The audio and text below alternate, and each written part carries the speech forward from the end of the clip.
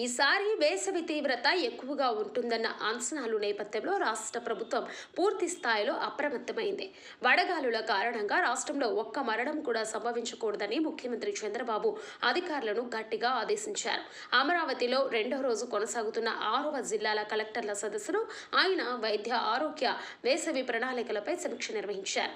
ఈ సందర్భంగా చంద్రబాబు మాట్లాడుతూ వేసవిలో ప్రజలు తీసుకోవాల్సిన జాగ్రత్తలపై విస్తృతంగా ప్రచారం చేయాలని సూచించారు. ఎండలో పనిచేసే ఉపాధి హామీ కూలీల విషయంలో ప్రత్యేక జాగ్రత్తలు తీసుకోవాలని, పశువుల కోసం నిర్మించిన నీటి తొట్టెలను నిరంతరం నీటితో నింపాలని ఆదేశించారు. కేంద్ర రాష్ట్ర ప్రభుత్వాల నిధులతో అమలవుతున్న పశు బీమా పథకాన్ని సమర్థవంతంగా అమలు చేయాలని అన్నారు. వైద్య ఆరోగ్య రంగం పైన సీఎం పలు కీలక సూచనలు చేశారు.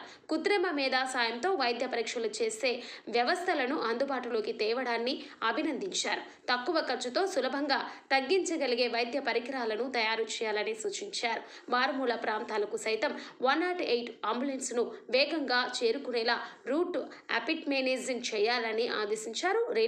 రియల్ టైమ్ గవర్నెన్స్ హబ్ ద్వారా మరిన్ని ఆవిష్కరణలు చేసి ప్రజారోగ్యాన్ని మెరుగుపరచాలని కలెక్టర్లకు దిశానిర్దేశం చేశారు.